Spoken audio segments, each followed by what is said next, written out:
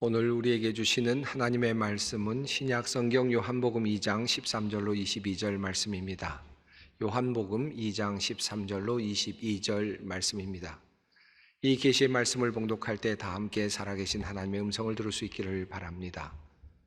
유대인의 유월절이 가까운지라 예수께서 예루살렘으로 올라가셨더니 성전 안에서 소와 양과 비둘기 파는 사람들과 돈 바꾸는 사람들이 앉아 있는 것을 보시고 노끈으로 채찍을 만드사 양이나 소를 다 성전에서 내쫓으시고 돈 바꾸는 사람들의 돈을 쏟으시며 상을 엎으시고 비둘기 파는 사람들에게 이르시되 이것을 여기서 가져가라. 내 아버지의 집으로 장사하는 집을 만들지 말라 하시니 제자들이 성경 말씀에 주의 전을 사모하는 열심히 나를 삼키리라 한 것을 기억하더라.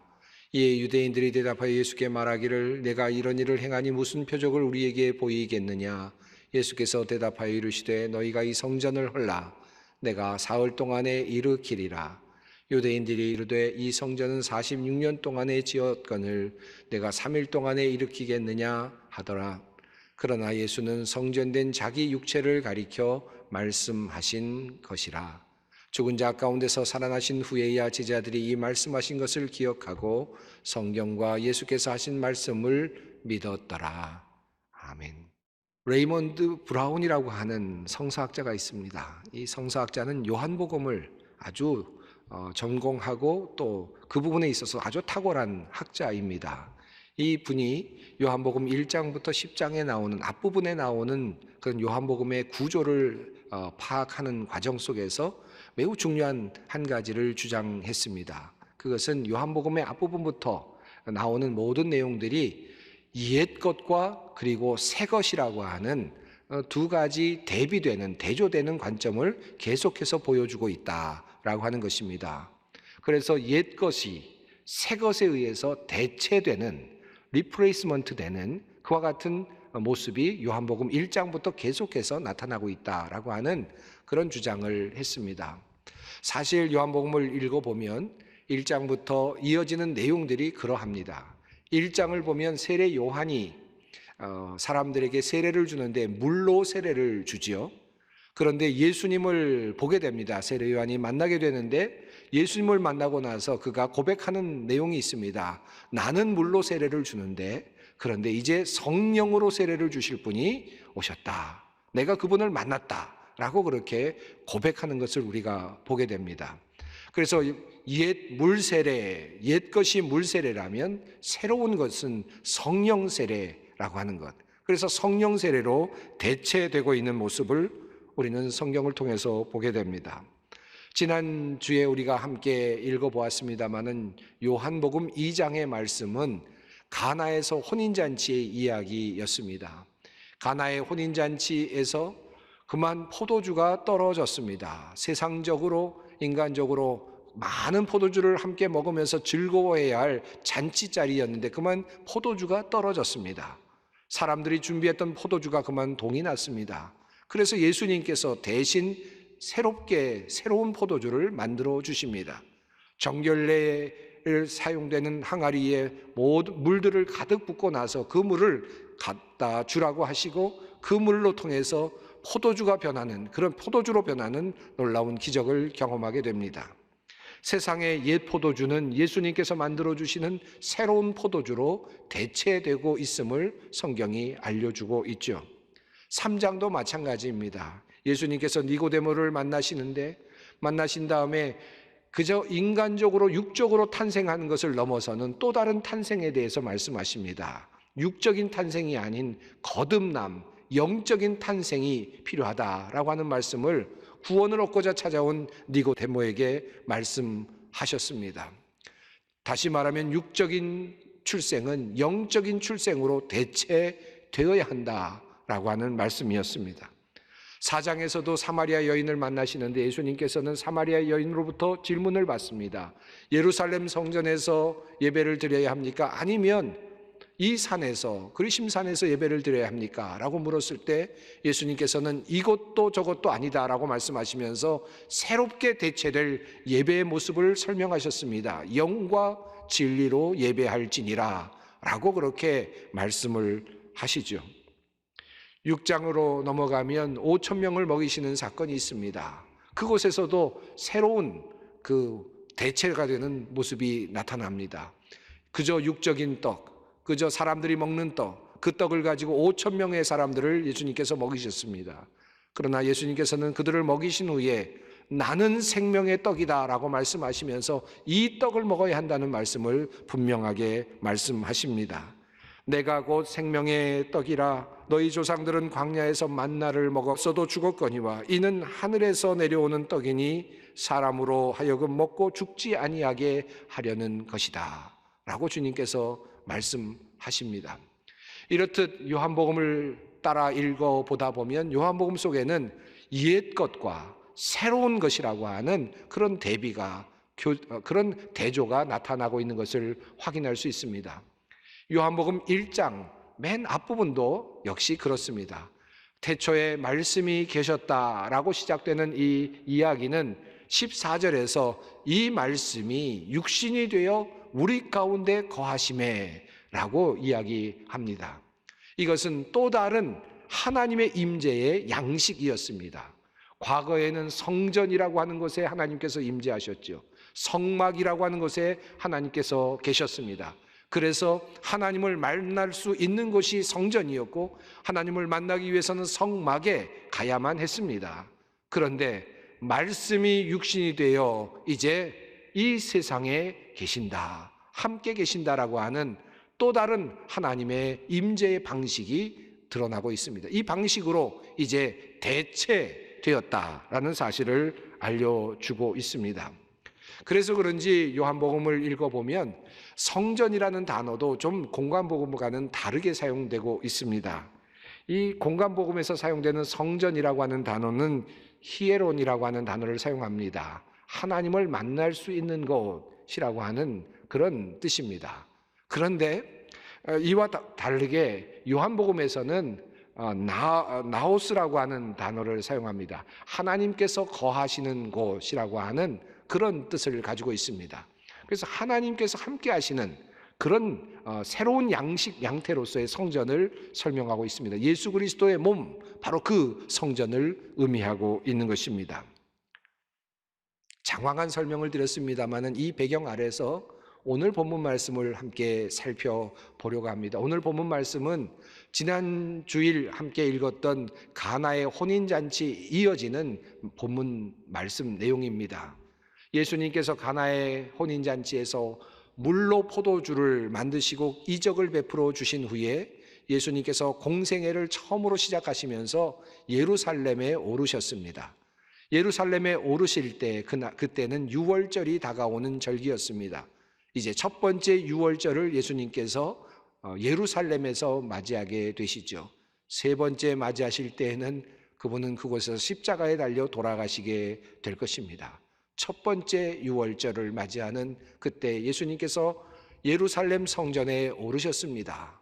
그리고 그곳에서 예수님께서 한 가지 행동을 하셨습니다. 예수님께서는 성전에 오르셔서 그곳에 있는 사람들을 보셨고 그리고 그곳에서 장사하고 있는 사람들을 보셨습니다. 그리고 그들을 모두 내어 쫓으셨습니다. 요한복음에 따르면 노끈으로 채찍을 만들어서 그렇게 쫓아내셨다라고 말할 만큼 아주 강력한 그런 모습으로 나타나고 있습니다. 올라가셔서 장사하는 사람들을 모두 내어 쫓으시고 비둘기를 파는 사람들을 내어 쫓으시면서 주님께서 말씀하시기를 내 아버지의 집으로 장사하는 집을 만들지 말라라고 말씀하시면서 주님께서 아주 그곳에 있는 많은 사람들을 혹독하게 내어 쫓으셨습니다. 그리고 이어서 표적을 구하는 사람들을 향하여서 주님께서 말씀하시기를 너희가 이 성전을 헐라 내가 사흘 동안에 일으키리라 라고 그렇게 말씀하십니다. 이 말씀을 들은 유대인들은 이 말씀 속에 나오는 이 성전이 그들이 보고 있는 바로 건물, 이 성전이라고 생각을 했던 것 같습니다. 그래서 예수님께 이렇게 도리어 반문합니다. 유대인들이 이르되 이 성전은 46년 동안에 지었거늘 내가 3일 동안에 일으키겠느냐 하더라. 46년 동안 지은 건물인데 너희가 어떻게 내가 3일 동안에 다시 짓겠다고 말하느냐라고 그렇게 이야기를 했습니다. 유대인들이 생각하는 그 성전은 건물, 바로 그 성전이었습니다. 그리고 건물에서 활동하고 있는 종교적인 행위들을 의미하고 있었을 것입니다. 그런데 예수님께서는 이 성전이 자기 자신 육체를 가리킨다고 그렇게 말씀하십니다. 성경은 말합니다. 그러나 예수는 성전된 자기 육체를 가리켜 말씀하신 것이라.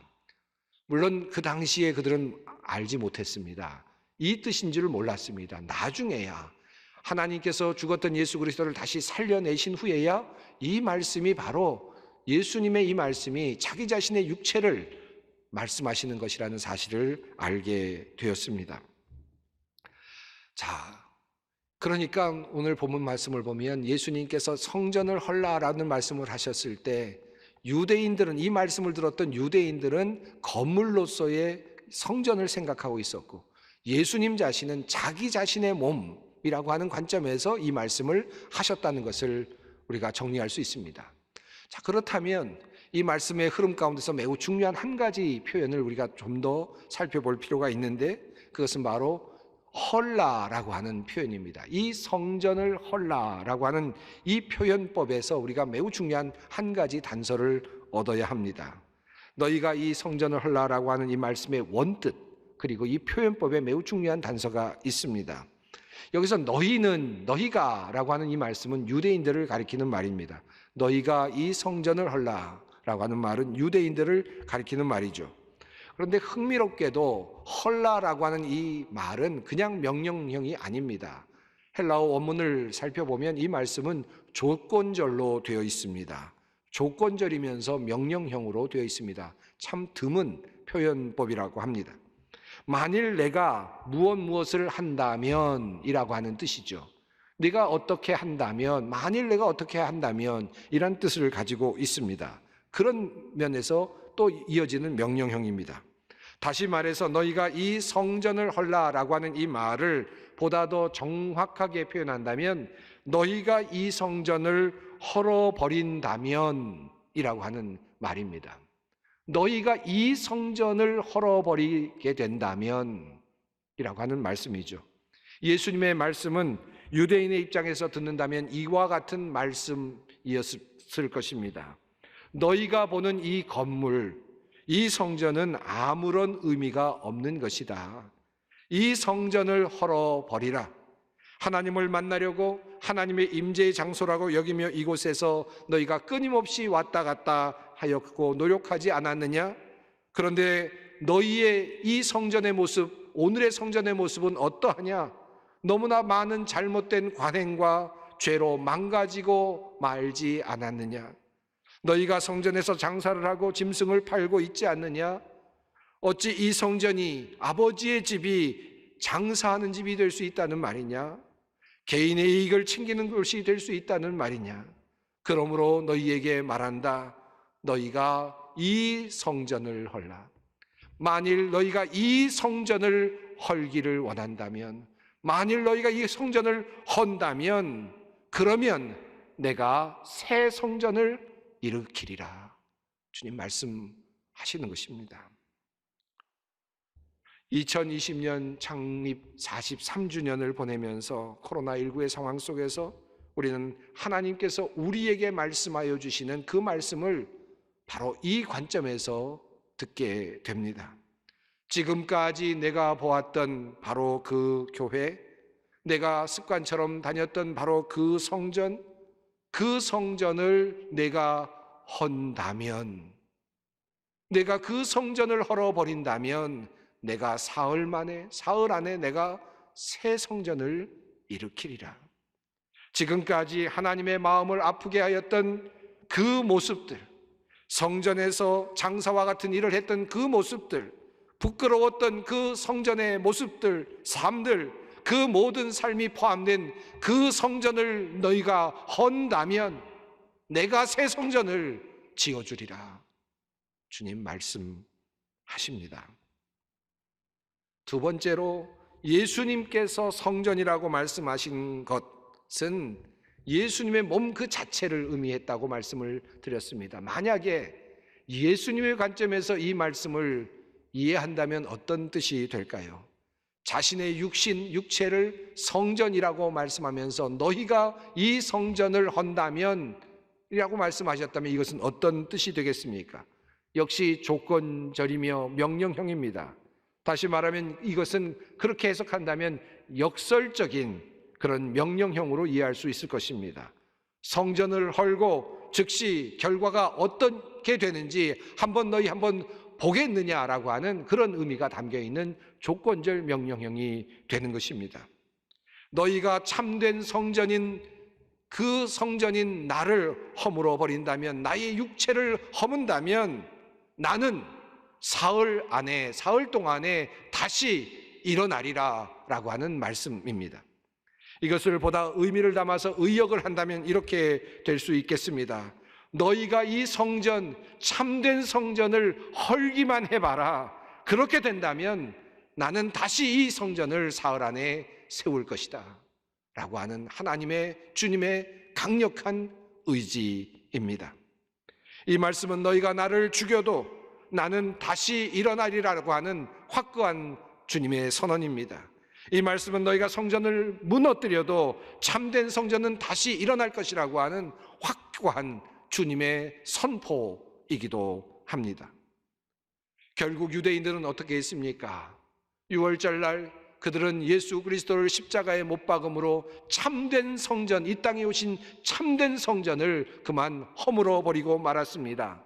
그러나 그렇게 허물어진 성전은 그대로 있지 않았습니다. 사흘 동안 하나님께서 그를 다시 살려내셨습니다. 참된 성전을 이 땅에 다시 회복시켜 주셨습니다.